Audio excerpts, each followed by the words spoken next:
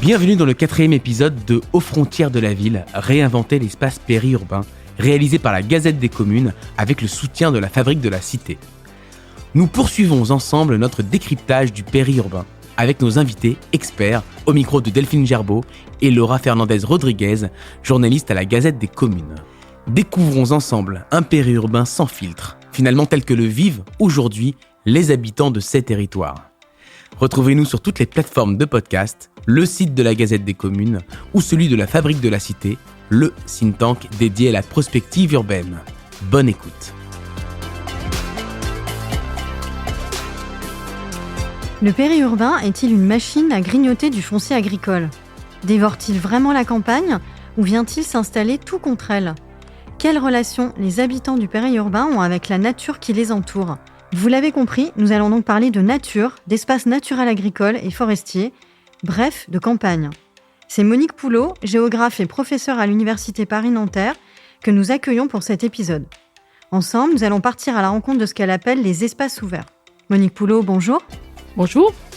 Bonjour et merci d'être parmi nous. On aimerait vous lire, avant de commencer, un passage du Corbusier de 1937, quand les cathédrales étaient blanches, pour avoir votre regard.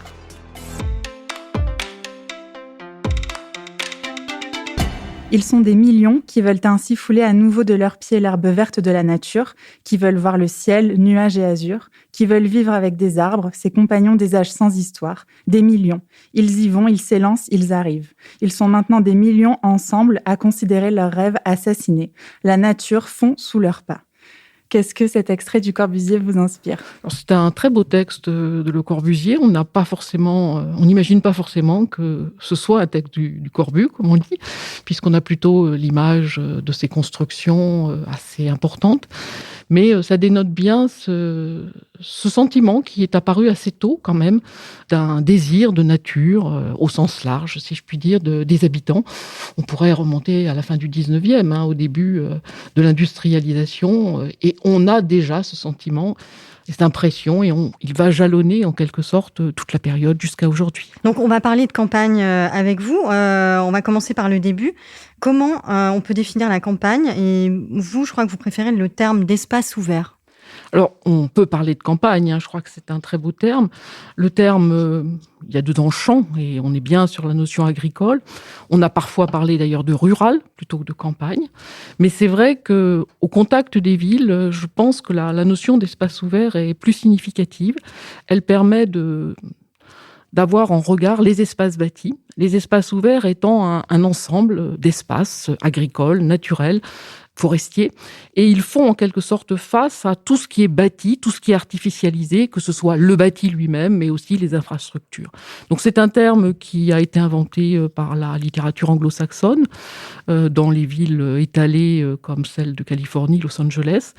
Il a eu du mal à s'adapter en France, mais c'est vrai que depuis les années 90, il commence à être très largement employé.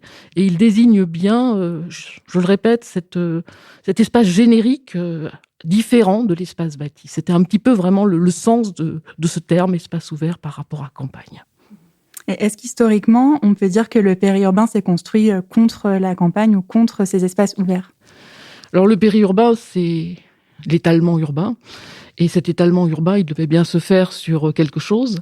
Et de fait, il s'est fait sur la campagne. Et là, je pense vraiment qu'on peut dire la campagne, puisque ce sont les espaces agricoles qui ont été vraiment grignotés. Les espaces forestiers ont été très tôt protégés. Ils avaient déjà cette idée de biodiversité, de conservatoire de la nature, alors que les espaces ouverts paraissaient apprendre, d'autant qu'on était dans les années 70 et que l'agriculture française était très puissante. Donc on n'imaginait pas que cela pourrait poser problème. Et on a pensé que ces morceaux d'agriculture allaient disparaître. Oui, c'était vraiment l'idée. On avait la même analyse que pour la banlieue. Lorsqu'il y a eu étalement vers la banlieue, très vite la banlieue s'est densifiée et les espaces de nature ou agricoles ont disparu. Et c'était la même chose, cette idée que l'on avait du périurbain. Et on s'est aperçu finalement que le périurbain, malgré tout, la campagne n'a pas disparu. C'est un mélange, en fait. Voilà, c'est un mélange. Et je crois que c'est ça vraiment qui, moi, m'intéresse dans ce périurbain. Je dis toujours qu'il y a un périurbain côté campagne et un périurbain côté ville. Donc moi, je l'analyse côté campagne, si je puis dire. Et c'est vrai que après 50 ans de périurbain, grosso modo, on peut dire que ce périurbain est toujours, alors pas moitié ville, moitié campagne, on ne va pas mettre des pourcentages, mais est ville et campagne. Et c'est véritablement cela qui marque ce périurbain. Et alors, comment ont évolué les relations des habitants du périurbain avec ces morceaux de campagne ? Ils savent qu'elle est là, cette campagne ? Ils y sont attachés ? Alors c'est vrai que là, il faudrait avoir une vision diachronique, rétrospective, comme on le dit. Les premières motivations sont clairement des motivations d'habitat économique. C'était moins cher, les maisons étaient grandes, on pouvait y loger sa famille.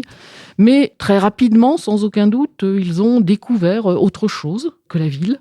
Ils ont découvert des morceaux de nature et ils se sont petit à petit attachés. Les premières enquêtes que l'on fait montrent qu'ils ont du mal, que cette campagne est quand même un peu répulsive, il y a de la boue, il fait froid, on n'a pas l'îlot de chaleur de la ville, enfin voilà, toutes choses qu'on connaît bien aujourd'hui. Mais petit à petit, ils y ont découvert un intérêt et surtout, je pense qu'ils y ont vu une qualité de vie, un cadre de vie. Bon, je dis souvent, la campagne est devenue un cadre de vie après être un cadre de vue. Et ils ont véritablement eu envie d'élever leurs enfants dans ce cadre qui leur paraissait plus porteur que la ville. Donc là, ça devient même un facteur d'attractivité pour ces familles ? Alors oui, c'est très clair qu'on a là un projet résidentiel de ces familles. Et la plupart du temps, quand on évoque un projet résidentiel ou un parcours résidentiel avec ces familles, la nature, le contact avec la nature est une donnée quasi aussi importante que l'aspect économique. C'est toujours difficile, on est sur des dires d'acteurs, comme on dit, mais ils l'évoquent de plus en plus on avance dans le temps. Et c'est quoi ce qu'ils recherchent le plus ? C'est la forêt, les bords de rivière ? Alors, en effet, dans ces espaces ouverts, il y a des espaces qu'ils plébiscitent. La forêt, vous avez raison.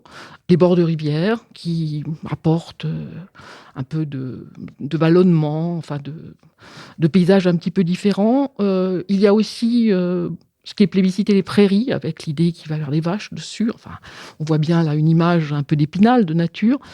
Et ce qu'on appellerait les grandes cultures céréalières arrivent juste derrière. Et peut-être ce qui pourrait nous étonner, c'est que les cultures fruitières ou maraîchères arrivent encore derrière. Elles sont réputées donnant des paysages un peu sales, avec des cageots au bord des chemins. Et c'est vrai que les enquêtes, au moins jusque dans les années 2010, ne manifestent pas d'intérêt particulier aux cultures maraîchères, ce qui n'est pas le cas aujourd'hui. Et quel rôle jouent les élus locaux face à ces aspirations-là ?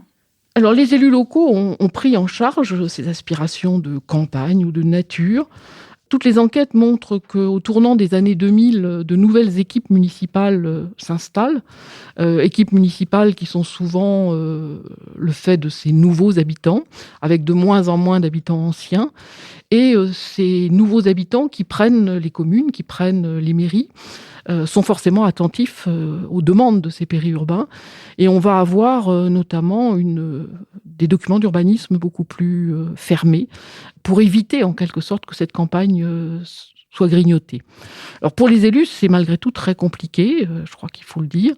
Ils doivent à la fois loger les habitants, ils doivent à la fois leur réserver des morceaux de campagne, avec des législations très complexes.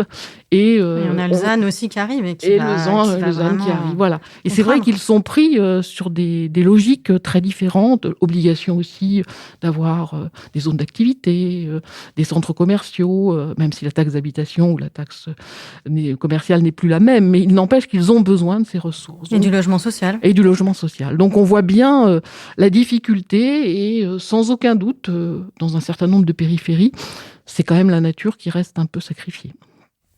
Et il y a quand même un paradoxe, parce qu'à la base, dans ces équipes municipales, on avait aussi souvent des habitants qui étaient là depuis longtemps, des agriculteurs, et le périurbain s'est aussi construit sur ce foncier qui a été vendu. C'est vrai que les agriculteurs ont été des parties prenantes, très clairement, de l'urbanisation. Bon, il faudrait quand même rappeler que les retraites agricoles sont parmi les plus faibles en revenus. Et que, au final, vendre une parcelle, surtout au prix où le foncier à bâtir est, c'est une retraite assurée pour la plupart de ces agriculteurs. Donc, il y a eu en effet des stratégies foncières de vente de ces agriculteurs. Mmh. Alors donc désormais, ces campagnes, ces espaces ouverts, on y a fait parfois des lotissements, des nouveaux lieux de vie, mais où il manquait des espaces publics communs. Aujourd'hui, on essaye un petit peu de les réinvestir, de repenser ces communes pour les rendre plus vivantes. Alors oui, ces communes périurbaines ont souvent l'étiquette de communes dortoirs. On n'y rentre que le soir, il n'y a pratiquement pas d'espace public, parfois la place, mais qui est tellement petite parce que le village était très petit au départ, qu'il y a aujourd'hui véritablement cette idée de recréer un espace public. Pendant longtemps, les centres commerciaux ont fait office d'espace public, et on peut dire aujourd'hui qu'un certain nombre d'espaces ouverts font office d'espace public. Ce sont notamment les bords de rivière. Ce sont notamment les cheminements piétonniers avec les trams vertes et bleues qui se développent. Et j'ai souvenir d'enquêtes menées dans le Vexin français où, en termes de lieux de rassemblement, de lieux de sociabilité, on nous citait les cueillettes. Comme si ces cueillettes pouvaient, en quelque sorte, accueillir une sociabilité particulière. Des lieux de rencontre. Des lieux de rencontre. Est-ce que ça permet aussi de solutionner l'équation que vous évoquiez avant, continuer d'attirer de nouveaux habitants, mais sans avoir à artificialiser ? Alors c'est le projet, c'est certainement le projet d'essayer de moins artificialiser ou d'artificialiser différemment. Je pense qu'on est aussi rentré dans une forme d'économie nouvelle de la terre, avec la densification des dents creuses, avec le fait qu'on ne s'étende pas en périphérie de bourg, mais véritablement dans ce qui reste du bourg. Voilà, donc c'est vrai qu'il y a toute une réflexion là-dessus. Par contre, le grignotage des terres agricoles continue. Le loger dans les grandes agglomérations reste une donnée majeure très compliquée. Enfin, on le sait, le nombre de logements qui manquent est sans cesse annoncé et c'est une réalité. Et dans ce mouvement-là, il y a tout de même un changement de perception vis-à-vis des terres agricoles. Oui, alors c'est vrai que sans doute, brutalement, il y a un intérêt nouveau pour ces terres agricoles qui apparaissent certes comme des paysages. Et ça a été le tournant environnemental des années 2000, mais qui apparaissent aujourd'hui comme des terres nourricières. Et c'est véritablement cette reconnexion à l'agriculture qui est intéressante aujourd'hui, avec cette discussion sur la question alimentaire, comme on l'appelle, une alimentation que l'on souhaite plus saine, plus proche, que l'on puisse regarder, voir comment c'est cultivé. Donc c'est vrai qu'en ce sens, les terres agricoles redeviennent intéressantes pour les habitants, pour les élus bien sûr, mais pour les habitants aussi. Il y a un chiffre qui est quand même étonnant, qui est que 75% des espaces agricoles sont dans le périurbain. Je ne suis pas sûre que dans notre imaginaire, on associe les deux. Je ne crois pas. En effet, alors ces enquêtes remontent à 2010 et je pense qu'on aurait aujourd'hui les chiffres du recensement de l'agriculture de 2020. On aurait encore plus. Donc c'est vrai qu'une grande partie du potentiel agricole français est dans le périurbain, en sachant que il va être très bousculé par l'urbain quand on est proche de l'agglomération. Plus on s'éloigne, il suffit de penser à l'Île-de-France. Les franges extérieures de l'Île-de-France sont périurbaines, mais la complication avec la ville est la moins grande. Mais c'est vrai qu'il y a un enjeu très fort, et aussi d'ailleurs de l'agriculture française. C'est clair que on le voit, on en parle, et vous évoquiez tout à l'heure la Loison. Il est clair qu'on est vraiment là-dessus, notamment sur ce potentiel agricole que l'on réinterroge. Et une nuance toutefois sur la question de l'élevage, qui elle est plus compliquée et qu'on a tendance à repousser plus loin. Alors oui, l'élevage a toujours été une activité agricole difficilement compatible avec la ville, du fait des odeurs, du fait également des camions qui circulent, il faut ramasser le lait, enfin, etc. Donc il y a là nécessité d'infrastructures industrielles polluantes. Et de fait, si je prends le cas de l'Île-de-France, il n'y a pratiquement plus aucune grande laiterie. La seule zone périurbaine où ça se maintient, c'est un peu la Bretagne, qui traditionnellement est une région d'élevage, et c'est assez difficile de les enlever. Mais c'est un enjeu. Si on veut réinstaller de l'agriculture, comme c'est l'objet actuellement, il faudra se poser à un moment la question de la réinstallation de l'infrastructure industrielle. Et alors, il y a une autre forme de nature aussi qui est très présente dans le périurbain, c'est les jardins. Donc, il y a eu une évolution dans la pratique des habitants vis-à-vis de leur espace de nature, de leur jardin. Alors, c'est vrai que les premières enquêtes qu'on a faites sur la nature des habitants du périurbain, c'était le jardin. On appelait ça la première coquille de l'habitant du périurbain. Une coquille dans laquelle il y avait de la sociabilité aussi, une coquille où on apprenait un petit peu ce qu'était la nature. On l'apprenait et on voit d'ailleurs la vague des jardineries qui s'est mise en place en même temps que ce périurbain. On a appris la nature, mais on l'a aussi souvent beaucoup polluée, puisqu'au final, les jardiniers du dimanche sont de gros pollueurs en termes de gros consommateurs en termes d'engrais et de pesticides.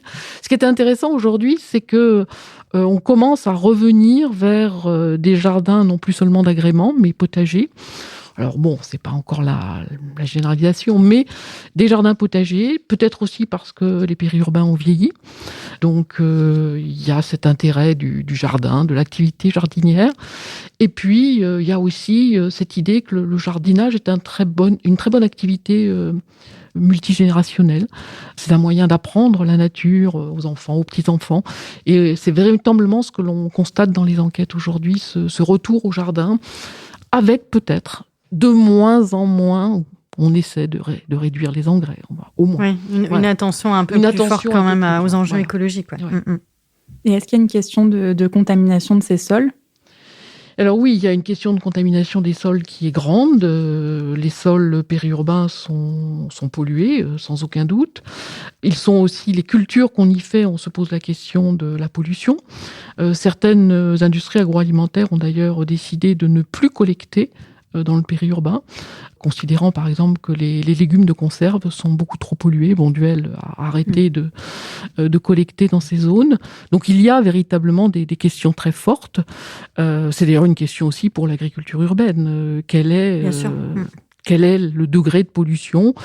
Et puis pour les sols, le problème qui se pose, c'est également que très souvent les sols sont des remblais des grandes infrastructures et malheureusement, on sait très bien que ces remblais sont pollués. Donc, c'est pas non plus évident de pouvoir passer de l'ornemental à quelque chose qui peut être consommé. Voilà, c'est pas évident. Ce sera de toute façon qu'une petite partie du jardin. Je crois que c'est très rare que l'intégralité du jardin soit transformée en jardin potager. On ne s'improvise pas non plus jardinier véritablement. Avoir des récoltes, c'est autre chose. Mais avec ces discours centrés vraiment sur ces espaces ouverts et cette nature, est-ce qu'il ne faut pas faire attention à une dimension idéologique, avec quand même un risque d'idéaliser la vie dans le périurbain ? Alors c'est vrai que cet aspect n'est pas du tout à négliger. Il y a un discours médiatique, politique, scientifique aujourd'hui sur la nature, la nécessité de préserver cette nature. Et sans aucun doute, les périurbains, comme les autres habitants, sont totalement dans ce discours. Donc il y a ce discours qui est de plus en plus fort. Ils cherchent d'ailleurs très clairement à se dire autant écolos que les urbains, puisqu'on leur a quand même reproché de ne pas l'être, puisqu'il y avait la voiture. Donc c'est vrai qu'il y a une très forte, ils réclament très fortement cette dimension. Et ils oublient, je pense que ça a été beaucoup d'enquêtes qu'on a fait dans le périurbain de Toulouse notamment. On s'est rendu compte que ces périurbains avaient des idéaux sur la nature et sur la campagne. Ils pensaient que c'était le petit village convivial. Au final, c'est aussi le petit village, un endroit où tout le monde s'observe, se critique. L'interconnaissance, c'est quelque chose parfois de difficile. Donc on a eu aussi des déçus, je crois qu'il ne faut pas l'oublier. On a parlé notamment pour les zones toulousaines, mais on l'a généralisé, de captifs du périurbain, des gens qui sont venus pour trouver la nature et qui ont trouvé aussi de grosses difficultés. Pour les ménages à une personne, ça peut être très compliqué. On le sait aujourd'hui que ce sont aussi des lieux de détresse sociale pour certains habitants. Et y compris sur la notion de nature, on a aussi une sorte de fantasme qui est un peu mis à rude épreuve. On parlait de la pollution des sols, on peut parler du changement climatique, des crues de certains cours d'eau quand on est à proximité de rivières, de fleuves, etc. Oui, c'est vrai qu'on pourrait imaginer que cela provoque des sentiments contradictoires chez les périurbains. C'est moins net qu'on ne pourrait l'imaginer. Je pense que ce serait très net, par exemple, chez certains habitants des littoraux, qui peuvent véritablement craindre les menaces climatiques. Chez les périurbains, ça reste plus éloigné, même si, je pense aux crues de la Seine ces dernières années, et les affluents de la Seine ont été très compliqués, puisqu'au final, c'est le périurbain qui a été inondé, et non pas la ville. Bien sûr. Bien sûr. Donc, c'est vrai qu'il y a des questionnements. C'est véritablement à l'occasion de grands événements comme ça qu'il peut aussi y avoir cette impression de conflit entre le périurbain et la ville, plus peut-être que de remise en cause de la nature. Le Sénat a récemment auditionné des chercheurs spécialistes du périurbain dont vous faites partie. Est-ce que ça atteste d'un nouvel attrait pour ces questions ?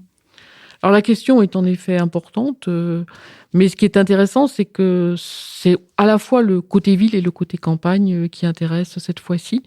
Et ça revient à l'idée, est-ce qu'on va l'appeler périurbain, est-ce qu'on va l'appeler campagne urbaine ? Enfin, je crois que ça dénote aussi peut-être la volonté d'avoir un regard plus positif sur cet espace qu'on a souhaité pendant longtemps gommer. Merci beaucoup Monique Poulot de nous avoir permis de nous projeter dans ces espaces ouverts, ces morceaux de campagne qui font aujourd'hui partie intégrante de l'identité du périurbain.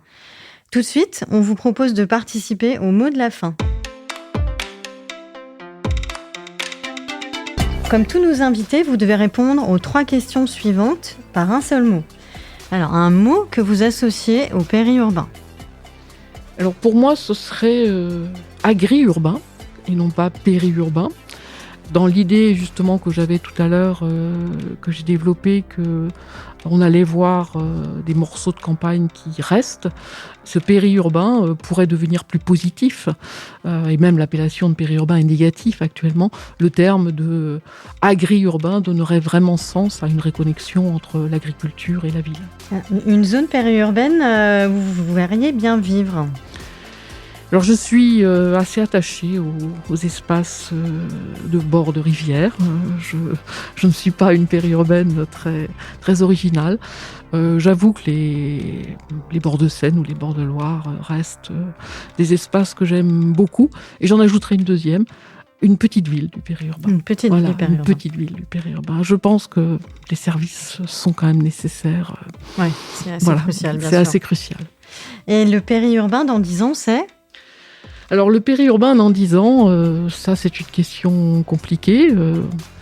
Je pense que ça pourrait être l'occasion d'une nouvelle forme de ville, d'une ville justement où, sans aucun doute, il y ait cette possibilité à la fois de nature et de bâti, dans des proportions variables. Je n'envisage pas de proportions, mais véritablement ce mi-urbain, mi-rural, ou ce et urbain et rural. Pour moi, c'est vraiment ce qui donnerait du sens aussi à la vie urbaine, qui a quand même de grosses difficultés. Merci Monique Poulot. Je rappelle que vous êtes géographe et professeure à l'Université Paris-Nanterre. Merci d'avoir participé à ce 4e épisode. Un grand merci à vous. Si cet épisode vous a plu, n'hésitez pas à nous le faire savoir dans les commentaires et à en parler autour de vous. Et pour le prochain et dernier épisode de notre série sur le périurbain, nous recevrons Bruno Loustalé, ancien maire d'une commune périurbaine près de Lyon et qui a rendu son écharpe tricolore pour se lancer dans un travail de thèse sur le périurbain. Un parcours de vie et un double regard pour mieux comprendre et appréhender le périurbain de l'intérieur. À très bientôt.